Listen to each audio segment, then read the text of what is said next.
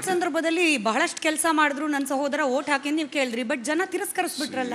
That is politics ಅಲ್ಲಿ voting ಬೇರೆ, ಆತ್ಮಸಾಕ್ಷಿ ಬೇರೆ. ವೋಟ್ ಹಾಕಿದವ್ರಿಗೆಲ್ಲ ಈಗ ಇದು ನರೇಂದ್ರ ಮೋದಿಯವರು ಇಡೀ ಪ್ರಪಂಚದ ಎಲ್ಲ ಜನ ಕರೆಸ್ಬಿಟ್ಟು ದೊಡ್ಡ ದೊಡ್ಡ ಬಿಸ್ನೆಸ್ ಮಂದಿ ಇಲ್ಲಿಂದ ದುಡ್ಡು ಹೋಯ್ತು, ಇಟ್ಕೆ ಹೋಯ್ತು, ರಾಮ ಮಂದಿರ ಕಟ್ಟಿದ್ರು, ಎಲ್ಲ ಮಾಡಿದ್ರು. ಯಾಕೆ ಅಯೋಧ್ಯೆಯಲ್ಲಿ ಸೀಟ್ ಹೋಯ್ತು? 7 ಲಕ್ಷದಲ್ಲ 6 ಲಕ್ಷದಲ್ಲ ಗೆದ್ದಿದ್ದು ನರೇಂದ್ರ ಮೋದಿ 1.5 ಲಕ್ಷಕ್ಕೆ ಬಂದರು. ಯಾಕೆ ಬಂದರು? That is not the point. ಹುಟ್ಟದವರೆಲ್ಲ ಬಸವ ಹಾಕಾಗಲ್ಲ. ಊರಲ್ಲಿ ಎಷ್ಟೋ ಹಸುಗಳೆಲ್ಲ ಹುಡ್ತವೆ, ಬಸವ ಹಾಕಾಗಲ್ಲ. ಈಗ ನಾನು 8 ಸತಿ ಗೆದ್ದಿದ್ದೀನಪ್ಪ, still I could not reach my destination. ಈಗ ಬೇರೆಯವರು ಒಂದೇ ಸತಿ ಗೆದ್ದವರು, ಫಸ್ಟ್ ಟೈಮ್ ಗೆದ್ದವರೆಲ್ಲ ಚೀಫ್ ಮಿನಿಸ್ಟರ್ ಆಗ್ಬಿಟ್ಟವರಲ್ಲ. ನರೇಂದ್ರ ಮೋದಿ ಅವರು MLA ಗೆದ್ದಿರಲಿಲ್ಲ. Is so lucky, I become a chief minister. ನಾವು ಈಸ್ ಎ ಪ್ರೈಮ್ ಮಿನಿಸ್ಟರ್. ನಗ್ತಾ ಇದ್ದಾರೆ ನೋಡಿ ಇವರೆಲ್ಲ.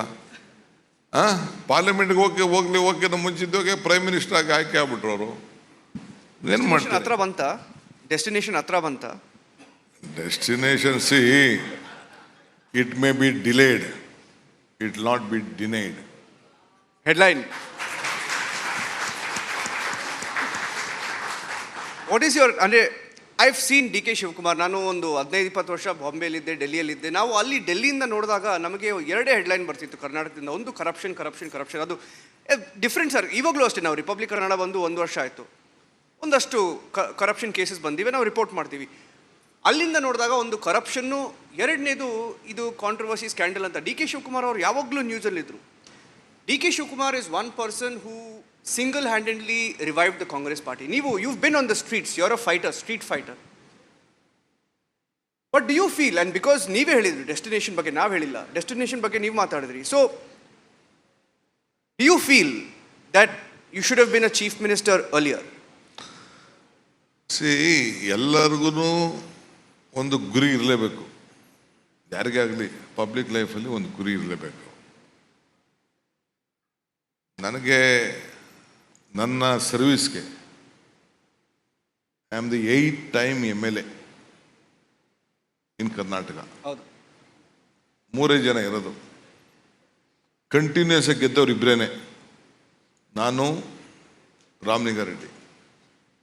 ಬೇರೆಯವ್ರಿಗೆಲ್ಲ gap, including Siddaramaiah has 2 times gap. 2 times he had a gap. Factual, ಯಾರೋ ನಗಬೇಡಿ, ಫ್ಯಾಕ್ಚುಯಲ್ ಅವರು ಹೇಳ್ತಿರೋದು. I am telling the fact. In 89 ಈ ಲಾಸ್ಟ್, ಬೇರೆ ಇನ್ನೊಂದು ಸತಿ 99 2 ಸತಿ ಅವರು ಸೋತರು. ಆಮೇಲೆ ಈ ಆಸ್ ಆಲ್ಸೋ 8 ಸತಿ ಅವರು ಗೆದ್ದಿದ್ದಾರೆ. 8 ಸತಿ, ಈ ಆಲ್ಸೋ 8 ಸತಿ 9 ಸತಿ ಗೆದ್ದಿದ್ದಾರೆ ಅವರು. ಬೈ ಎಲೆಕ್ಷನ್ ಗೆದ್ದಿದ್ದಾರೆ, ಎಲ್ಲ ಗೆದ್ದಿದ್ದಾರೆ. Is a senior to me, no doubt in it. But ನನ್ನ ಲಾಯಲ್ಟಿ ಈಸ್ ಡಿಫ್ರೆಂಟ್, ಬೇರೆಯವ್ರ ಲಾಯಲ್ಟಿ ಇಸ್ ಡಿಫ್ರೆಂಟ್. ಎಕ್ಸ್ಪ್ಲೇನ್ ಮಾಡಿ ಲಾಯಲ್ಟಿ ಬಗ್ಗೆ. ನನ್ನ ಲಾಯಲ್ಟಿ ದಿ ಕಾಂಗ್ರೆಸ್ ಪಾರ್ಟಿಗೆ is different compared to others. I have stood by the party in all difficult times. But ಈ ಮೂಢ ವಿಚಾರ ಬಂದ ಮೇಲೆ ಬಂಡೆ ತರ ನಿಲ್ತೀನಿ ಸಿದ್ದರಾಮಯ್ಯನವ್ರ ಬೆನ್ನಿಗೆ ಅಂತಂದ್ರಿ. ಕೆಲವರು ನಿಮ್ಮ ಅಭಿಮಾನಿಗಳು ಇರ್ತಾರೆ ಸರ್, ಚೇರ್ ಮೇಲೆ ಕೂರ್ಲಿ ಅಂತ ಕನಸು ಕಾಣ್ತಾ ಇರೋರು, ಬಂಡೆ ತರ ಹಿಂದಿರ್ತೀನಿ ಅಂತ ಯಾಕೆ ಹೇಳ್ತಿದ್ದಾರೆ? ಹಿಂದೆ ಅಲ್ಲ, ಜೊತೆಲೇ ಇರ್ತೀನಿ. ಸಿ, ನನಗೆ party important. I want Siddaramaiah to be strong. If Siddaramaiah is strong, I am strong, Congress party is strong. Weak ಆಗಿದಾರ ಸಿದ್ದರಾಮಯ್ಯನವರು? ವೀಕ್ ಆಗಿಲ್ಲ. You are consolidating, BJP is consolidating the entire backward class section to the Congress party. ಯಾರು ಸ್ವಲ್ಪ ಆ ಕಡೆ ಈ ಕಡೆ ಜಗ್ಗಿದ್ರೋ ಎಲ್ಲರೂ ಸೇರಿ ಒಟ್ಟಿಗೆ ಮಾಡ್ತಾ ಇದ್ದಾರೆ. ನನಗದು ಇಂಪಾರ್ಟೆಂಟು. ಬ್ಯಾಕ್ವರ್ಡ್ ಕ್ಲಾಸ್ ಬಗ್ಗೆ ಹೇಳ್ತೀರಿ ಸರ್. ಈಗ ವಿಪಕ್ಷದವರ ಆರೋಪ ಅಂತಂದ್ರೆ Valmiki backward class, MUDA backward class, SC/ST TSP backward class, ಹಿಂಗೆ ಲೆಕ್ಕ ಹಾಕ್ತಾ ಹೋದ್ರೆ ಕಾಂಗ್ರೆಸ್ ಸರ್ಕಾರ ಬಂದ್ಮೇಲೆ ಎಲ್ಲ ಅನ್ಯಾಯ ಆಗ್ತಿರೋದು ಅವರಿಗೇನೆ, ಆ ಸಮುದಾಯದವ್ರಿಗೇನೆ. ನೋಡಿ, SC TSP ತಂದವ್ರು ಯಾರು? It is Siddaramaiah. In the history of Karnataka politics first time ಒಂದ್ಸತಿ ಆಂಧ್ರಲ್ಲಿತ್ತು, ಅದು ಬಿಟ್ಟರೆ ನೆಕ್ಸ್ಟ್ ತಂದಿದ್ದು ಕರ್ನಾಟಕದಲ್ಲಿ ಸಿದ್ದರಾಮಯ್ಯ ಸರ್ಕಾರ, ಕಾಂಗ್ರೆಸ್ ಸರ್ಕಾರ. ಈ ಬಡವ್ರ ಬಗ್ಗೆ, ಶೋಷಿತರ ಬಗ್ಗೆ, ಪರಿಶಿಷ್ಟ ಜಾತಿ ಪರಿಶಿಷ್ಟ ಪಂಗಡದವ್ರಿಗೆ ಏನಾದ್ರು ರಕ್ಷಣೆ ಕೊಡಬೇಕು, ಸಹಾಯ ಮಾಡಬೇಕು ಅಂತ ಕಾನೂನು, ಸಂವಿಧಾನ ಥರ ನಮ್ಮ ರಾಜ್ಯದಲ್ಲಿ ಒಂದು ಕಾನೂನು ತಂದಿದ್ದು ಅವರು. ಅದನ್ನು ರಕ್ಷಣೆ ಮಾಡ್ತಾಯಿದ್ದು ಕಾಂಗ್ರೆಸ್ ಪಾರ್ಟಿ. ಪಾಪ ಅವರು ಏನು ಮಾಡ್ತಾ ಇದ್ದಾರೆ ಅಂದರೆ ಅವ್ರ ಕೈಲಿ ಮಾಡೋಕ್ಕಾಗಲಿಲ್ವಲ್ಲ. ಅವರು ಪಾಪ ಏನಾರು ಒಂದು ಸಣ್ಣ ಪಣ್ಣ ತಪ್ಪು ಆಯಿತು, ನಾನು ತಪ್ಪಾಗಿಲ್ಲ ಅಂತ ಹೇಳಿದೆ. ಬಟ್ ಗೌರ್ಮೆಂಟ್ ತಪ್ಪು ಮಾಡಿಲ್ಲ, ಯಾರೋ ಮಿಸ್ಯೂಸ್ ಮಾಡಿದ್ದಾರೆ, ಹಗರಣ ಆಗಿದೆ. We have gone to the investigation, we are looking at. But ಈಗಷ್ಟೇ ನೀವು no covid point of time. ಕ್ಷಮೆ ಇರಲಿ ಸರ್, ನೀವು ಈಗಷ್ಟೇ ಕೋವಿಡ್ ವಿಚಾರದಲ್ಲಿ ಹೇಳ್ತಾ ಇದ್ರಿ ಮ್ಯಾನೇಜ್ಮೆಂಟ್ ತಪ್ಪು ಮಾಡ್ದೆಲ್ಲ ಕೆಳಗಡೆ ಇರೋರು ತಪ್ಪು ಮಾಡೋಕ್ಕಾಗಲ್ಲ ಅಂತ.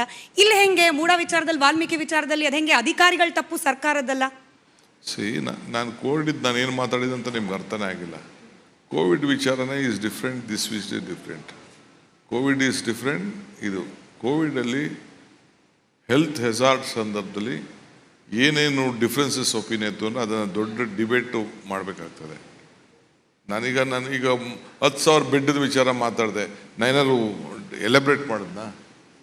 I gave a passing on reference. ಅಲ್ಲೆಲ್ಲ ಬ್ಯಾಂಗ್ಳೂರು BSIP ಇದರಲ್ಲಿ ಬೆಡ್ 10,000 ಬೆಡ್ ಕಟ್ಟಿದ್ರು ಅಂತ. ತೇಜಸ್ವಿ ಸೂರ್ಯ ಬೆಡ್ ಸ್ಕ್ಯಾಮ್ ಆಗಿದೆ ಅಂತ ಹೇಳಿದ್ರು. ನನ್ನ ಸರ್ಕಾರ ಆಯ್ತಾ? ಇಟ್ ಇಸ್ ಬೊಮ್ಮಾಯಿ ಸರ್ಕಾರ, BJP ಸರ್ಕಾರ. ಸತೀಶ್ ರೆಡ್ಡಿ ಹೇಳಿದ್ರು ಬೆಡ್ ಸ್ಕ್ಯಾಮ್ ಆಗಿದೆ ಅಂತ. I am not opening that account ನಾವು.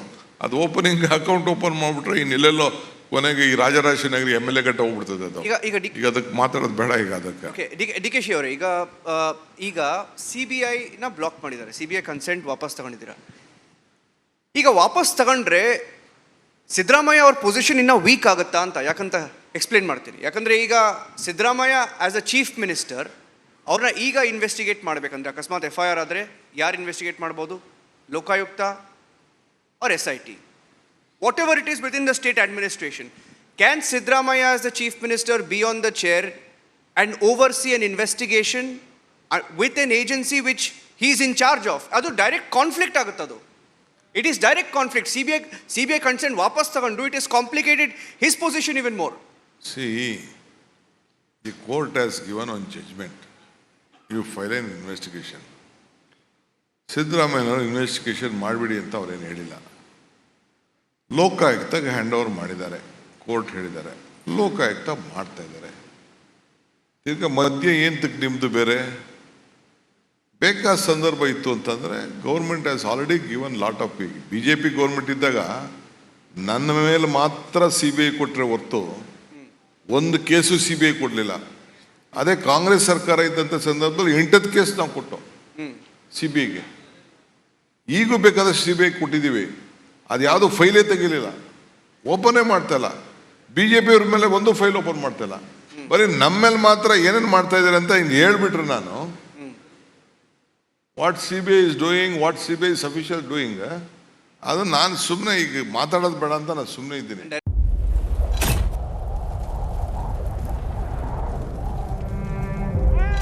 They destroyed our house and our life.